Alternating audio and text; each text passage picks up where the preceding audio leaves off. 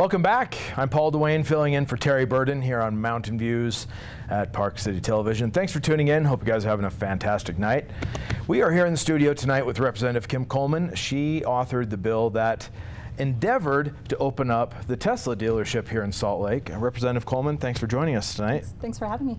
Now, I understand you had a bone to pick with me about something I said earlier. Well, I just think French fries are evidence that there is a God. So, you know, Five Guys being really the testimony for that. So, Five Guys fries, will that make me a believer? Yes. Yes. Have you not had Five Guys? Apparently not. Okay. Well, there's a challenge. All right. All right. Maybe I'll go there and see if it brings me back into the fold. The fold. All right. Well, thanks for coming in tonight. This is, I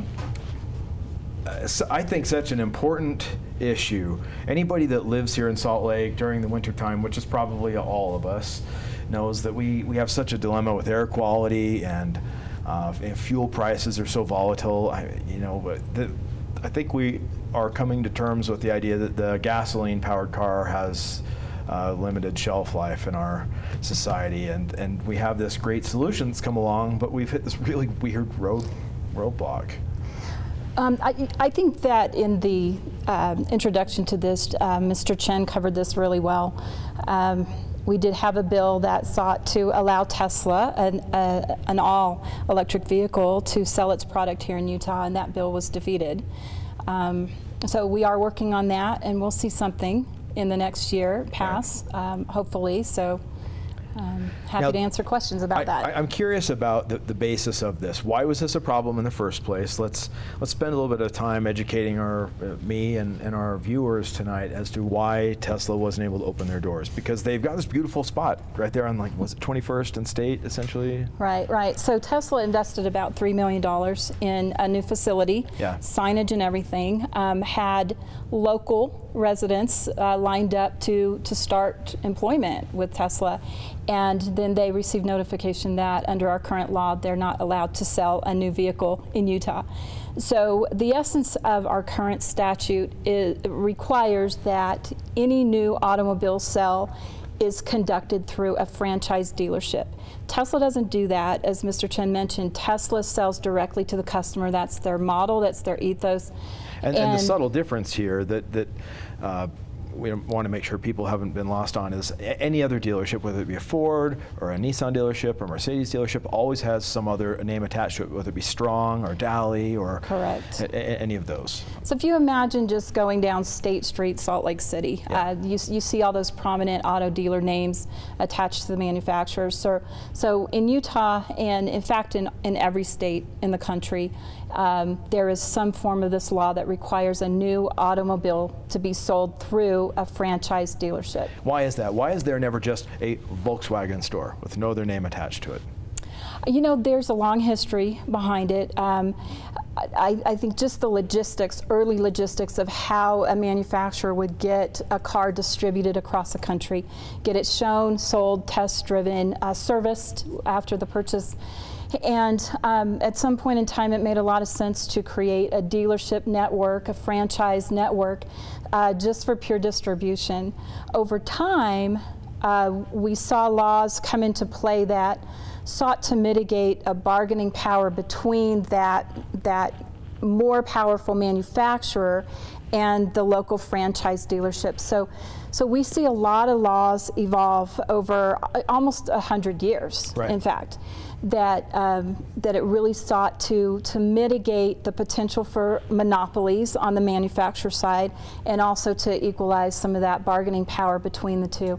And so with this monopoly thing, what would that have looked like hypothetically? When those laws were written that were ostensibly created to protect the consumers, what do you think those lawmakers were seeing in their mind's eye that caused them to say, hey, we need to make a law that would protect against this hypothetical monopoly scenario? What would that have looked like? I don't know. I mean, interesting. I did have a meeting today with some manufacturers and dealerships, and we did think back historically what some of the why some of this was put in place, and nobody really has that kind of institutional memory, but auto sales have a big impact on our economy. New auto sales in Utah represent about 14% of our state sales tax revenue. That's a big chunk of our economy. So how significant that piece has been in the past, I'm not sure, but at some point, government representatives believed that there was a need to step in and regulate this industry to mitigate those types of concerns, the potential for monopoly and this bargaining power between the two entities. So would it be oversimplifying just to say that these laws that required there to be franchisees involved were there to protect the public from potential monopolies by big auto manufacturers? I think we could probably say that. There is a consumer element to this. In 2015, my question is, has that gone too far over time? Does it make sense anymore? At some point, there was a consumer interest involved. Mitigating monopolies, I value free markets. I think most of the legislature does.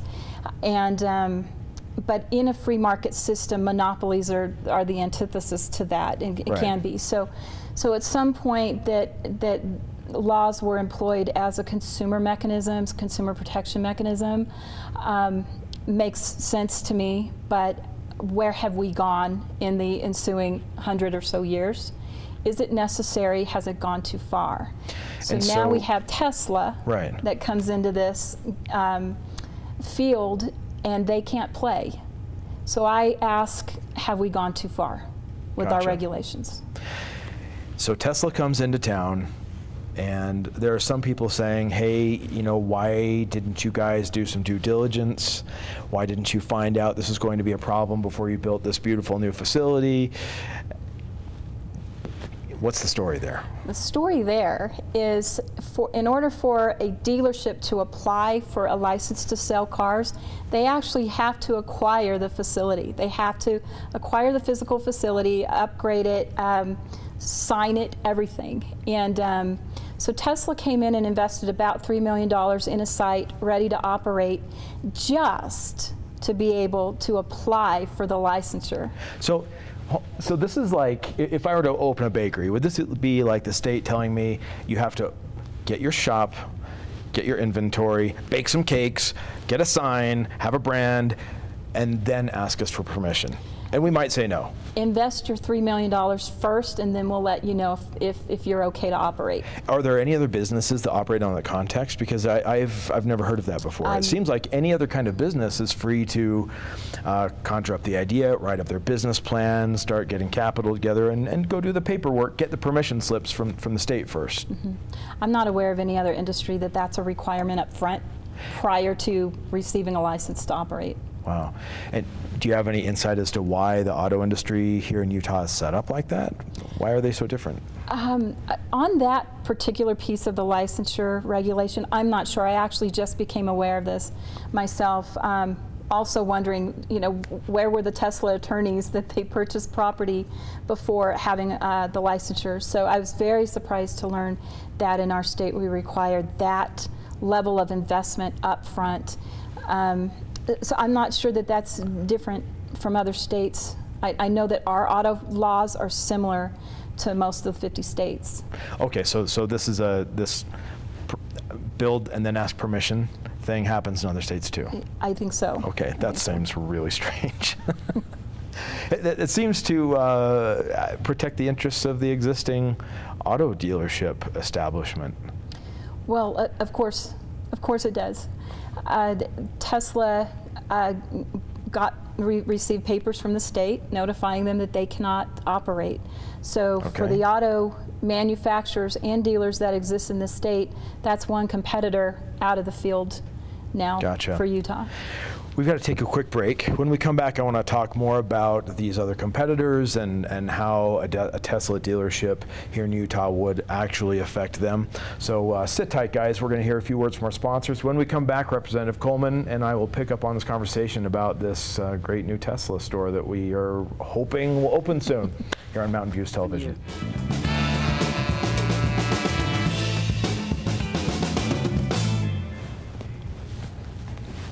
Welcome back.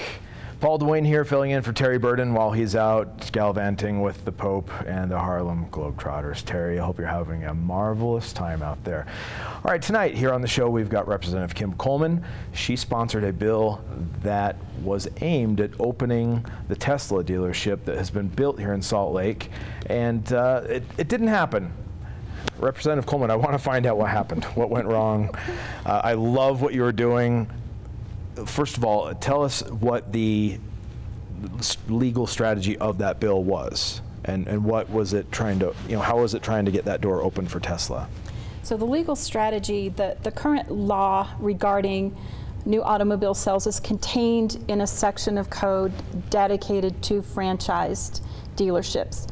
So what this did was it sought to kind of create a path outside of the franchise relationship in order for a Tesla to operate, or a company like Tesla. It's been called the Tesla bill, but in reality we're looking at the Apple car, the Google car, a couple of new innovators entering this market in the next 5 years. They'll be in production. So, so we looked at, how do we allow these new market people to come in, and we didn't quite get there. So as Jim Chen mentioned at the beginning of this segment, there was a lot of concern about disrupting the current franchise arrangement. So Tesla, they don't have an interest in blowing up the auto franchise model. They just want to do what they do, and that is sell directly to the consumer. And we had opposition from the dealers and the manufacturers both. We actually got to a place where most of the manufacturers were comfortable. We had put enough restrictions in this new lane, for lack of a better expression, that the dealers felt comfortable with. In the end, the manufacturers were not. Okay, so what were these concerns the dealers had, and what restrictions did you, or what these concessions, what did you have to make? So the dealers don't want competition from the manufacturers. So what the way we addressed that was, we said, if in the bill, if there is a manufacturer that already has an existing franchise relationship in our state, you can't do this new thing. And so that protects, say, Toyota from coming in and selling direct to consumer in direct competition with a Toyota dealership. So that concern was largely mitigated through this bill. But if you were the manufacturer, you just got locked out of any opportunity to be able to jump into that lane yourself if you wanted to. So that's where the manufacturers jumped off. So basically you said, there's this law now that prevents Toyota from coming in and setting up their own Toyota store without some other name being attached to it. Correct. But would that ever really happened? I mean, isn't this sort of an artificial reassurance? I think it is. It's artificial because we have over 80 pages of Utah laws that really protect that relationship that they have already through their contract, through contract law, through their own actual contracts that the manufacturer has with a dealership. They can't come in and compete against their own franchisees. So it's not likely that happens anyway, but that's the big boogeyman argument, that the manufacturer may come compete against us. So you just had to give them a reassurance that this thing that will never happen anyway is now codified. It's now codified, and you're safe from that ever happening. All right, Ken Garf, it's going to be all right. Relax. You can sleep. Calm down. But the next set of objections came from the manufacturers. From manufacturers. And what were those? So in the event a manufacturer says, well, what if we want to do that? You just grandfathered us out of doing that. And we did that through the bill. We said if you exist in that world, you can't jump lanes and do what we're creating here. And so the contention is that, well, everybody should do the same thing.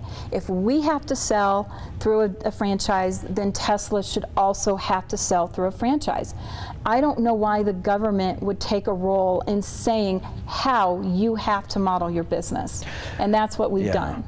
That's kind of an odd thing for a rather conservative government that we have here in Utah. We at least give lip service to the idea of small government, but that's a very big government tactic. It's a very big government. And who's behind this? Who up on Capitol Hill, who killed your bill? I don't know if you can name names. I don't know if we can make a roll call here, but I'm curious if we can speak to at least to an extent, who killed it and where to from here? I don't, there's not an individual or even a group of individuals that really killed the bill. This bill did pose conflict for a lot of, otherwise, very conservative legislators. What is the balance between, we have decided collectively at some point in the past that we need this government intervention to protect the consumer, to protect the economy. And so to have this new thing that might pose disruption that legislators could not anticipate clearly, that was a conflict for them. So they didn't, the ones that I've spoken to, they didn't throw away their free market principles, but they looked at it in the context of, are we doing something too fast, too disruptive, too unpredictable? And should we create something that looks like it's just a carve out for Tesla? Let's look at something later that is maybe a more comprehensive fix. How many of the people that voted against this are people that are getting campaign contributions from Tim Daly and from Ken Garff and from Larry H. Miller? I mean, how many of these people are voting knowing full and well that they're neighbors with some of these dealerships, and that if they vote in favor of something that may be disruptive to them, even in their own minds, they might fall out of favor with some of the campaign money? I don't know that money played a role in this. Okay. I mean, I've received a donation from the Auto Dealers Association, and that didn't impact my taking a position really contrary to what they want here. And the Auto Dealers Association, to be clear, their position on this is? They, they would like to maintain things the way they are, but they did get to a point where they, in negotiations, did agree to the bill that we had at the end of the session. Okay. Not super happy about it. Wasn't perfect for them, but they felt like there were enough controls, enough regulations that they felt comfortable that they weren't going to have their manufacturers compete against them. So I really don't think money played a part in it, but the dealerships are very powerful lobby, because they do contribute to the economy, because they do employ people. They employ your neighbors. Right. They sponsor your Little League teams. They're a prominent neighbor in the community. So is that where the real political power comes from? Not direct campaign contributions, but just the neighbor role they have? I think, yeah, they are a prominent role in a lot of communities. Gotcha. So that is a consideration for legislators. And no one's anxious to be a bad neighbor? No. All right. We've got to take a quick break. When we come back, I want to talk about what's been going on in the meantime. And since the legislative session ended, you've been in some meetings with Tesla. I'm anxious to hear about those. So stay tuned, guys. When we come back, Representative Coleman is going to bring us up to speed on how those conversations have gone and what we may look forward to in the coming months. So come back in just a couple of minutes here on Mountain Views on Park City Television.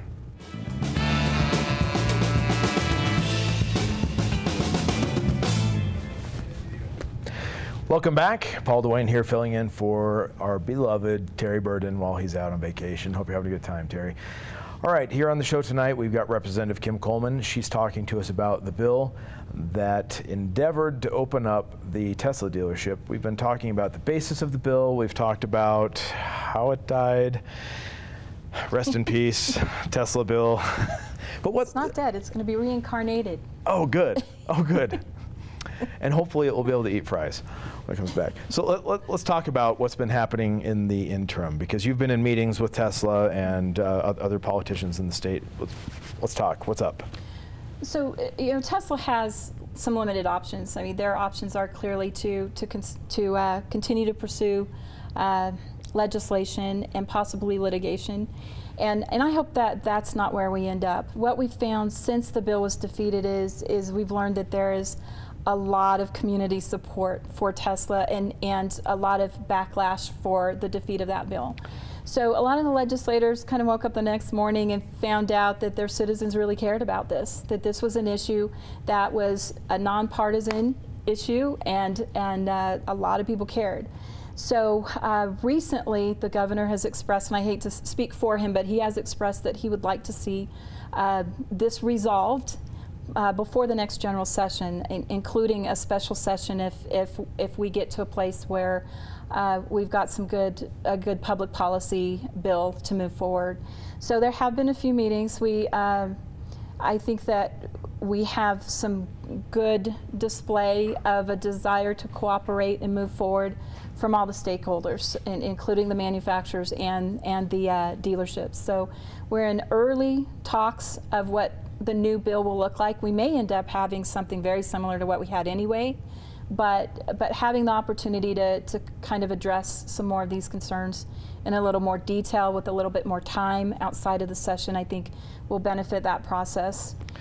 Right. So was this, I mean, you kind of alluded to this, was it just a matter of too much too soon, too fast, a little bit of shock?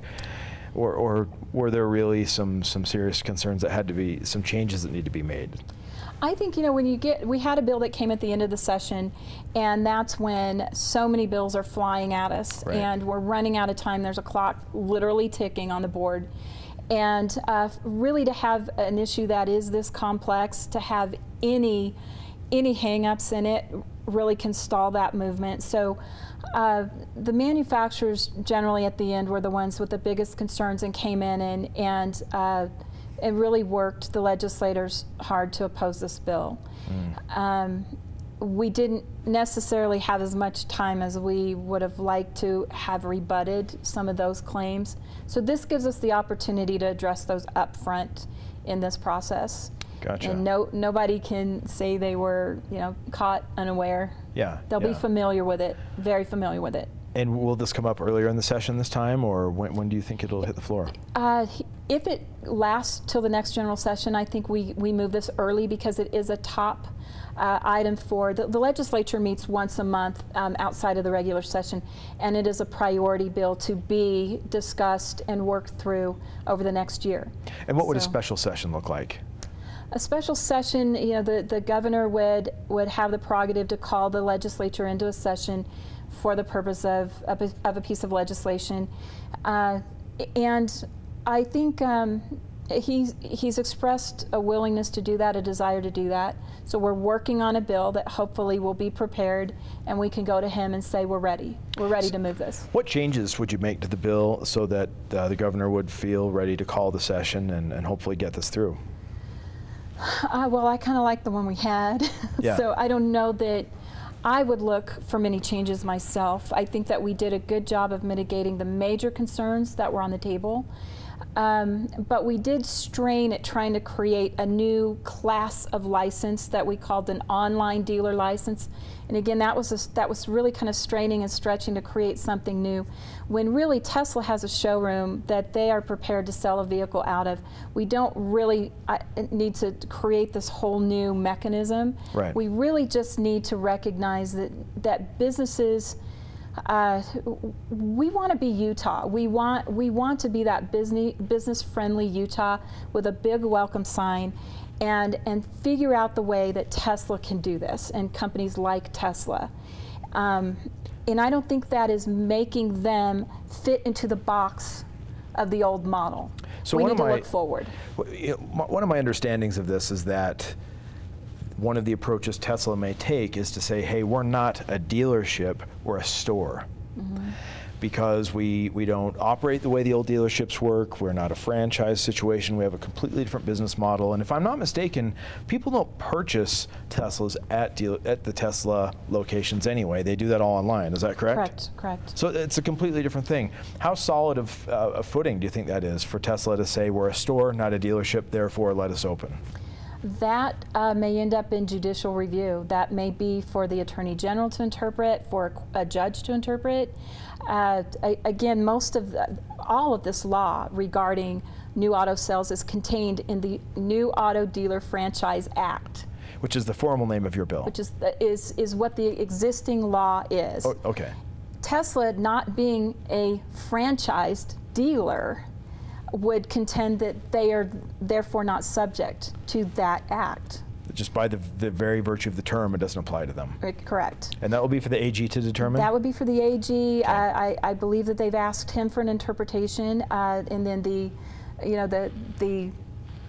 beyond that, judicial review, having a court decide. Do you know where he's at on that right now? I don't know. And would that be considered the litigation path? Because you mentioned they can either go legislation or litigation to get this thing opened up. I think if you have the AG give a favorable interpretation, that avoids litigation. Okay. So that would be the legislative path. What is currently contained in our law that would allow Tesla that flexibility. And I mean, I think that's the best thing for the state. You know, Tesla, it's obviously good for Tesla. Tesla has a site that they're paying a mortgage on that is making no money, right, employing no people, and courts take time.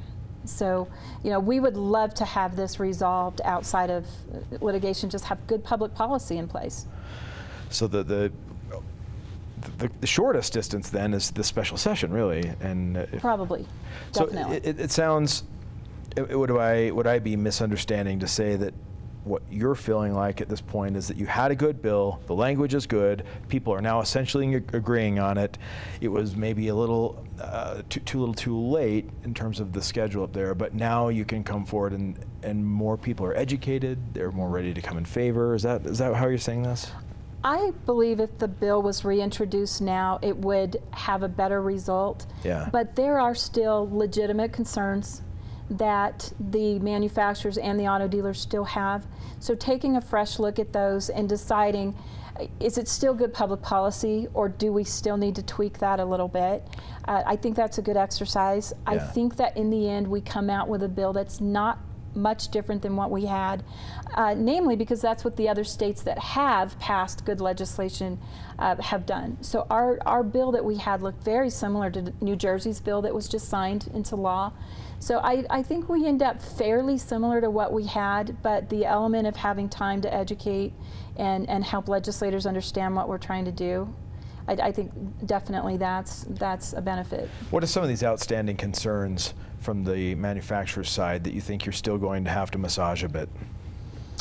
Again, if you were to read our state law on the regulations that manufacturers are tied to, they are very, very heavily regulated. And I think they start from a position of, well, we now are hamstrung by state laws and the dealership lobby. Why should a company be able to operate unfettered by similar constraints? So they basically be jealous of Tesla, of having fewer regulations. Well, I wonder that if the manufacturers had their choice, if they could create a new system for themselves, or at least the option. We haven't really discussed that pointedly. Right. But they have to do things a certain way. They feel everybody else should too. I mean, would a Tesla dealership really affect auto sales of any of the Larry H. Miller facilities, any of the, any other Honda, Toyota dealership? I mean, do they have anything to lose by this, really? You know, I don't think so right now. I mean, it's a $100,000 car. It's an all-vehicle car. It's a pretty niche market right now. In Utah, I think we have about 300 Tesla owners. So it's not by any stretch consuming this market. And a Tesla customer is going to buy a Tesla. A Tesla, if they can't buy it here, they don't choose to go buy a Toyota. So it's a niche market that I don't see that it impacts the State Street business.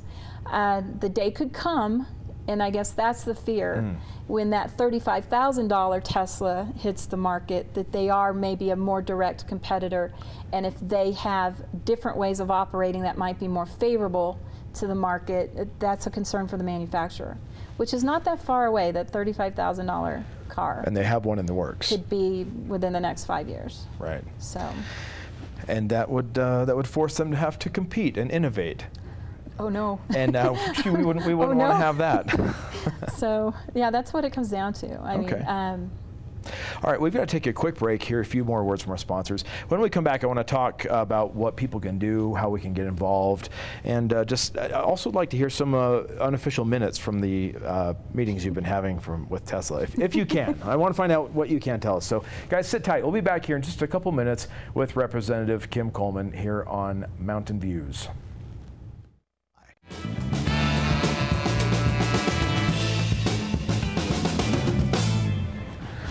Welcome back. Paul Duane here, filling in for Terry Burden, our beloved and traveling host. Terry, hope you're having a good time out there.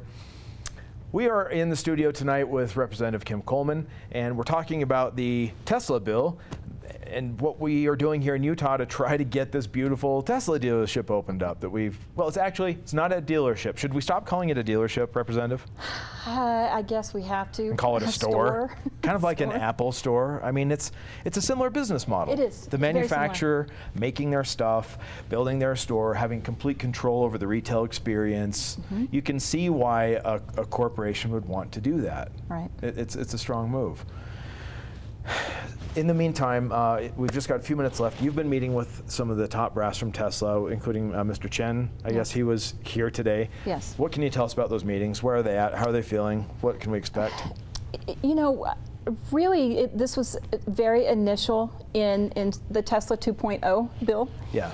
And we really sought to just make sure everybody's concerns were on the table, that we don't have any surprises at the end of a session like we did, or as the bill's being presented, that we have sort of some grenades being thrown. We had everybody come to the table, dealers and manufacturers and Tesla, and share concerns, just an airing out, and with a good, strong commitment that this is the right thing to do for Utah. We don't want to be the state that said no to Tesla, and there are a few out there. We don't want to be them. Yeah. And we did have that consensus today that we don't want to be that state. The governor doesn't want to be that state. So we move forward and start getting a little bit more into the details of a bill. And again, I think we end up looking fairly similar to what we have, but we're all open to looking at what we might need to change. So I would say the thing that citizens can do now is just engage with their representative. Representatives were a little bit surprised to find out the day after how much that citizens cared about this. So I love hearing that.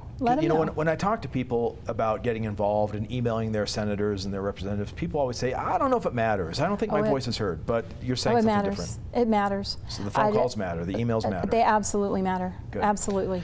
All right. Well, I want to thank you for coming on. Yeah. This has been really good. Are you hopeful? How are you feeling about this next? Yeah, I feel great. I think we'll get there. So my hope is that it's sooner than later, that we do it in a special session, and Tesla can start employing people and selling cars in Utah as soon as possible. Well, you've heard it. There you go, guys. I want, please email, call your elected officials. Do it tonight. It's easy to do. It only takes a minute or two. You can find their information easily at utah.gov. So get on that. Let's make this happen.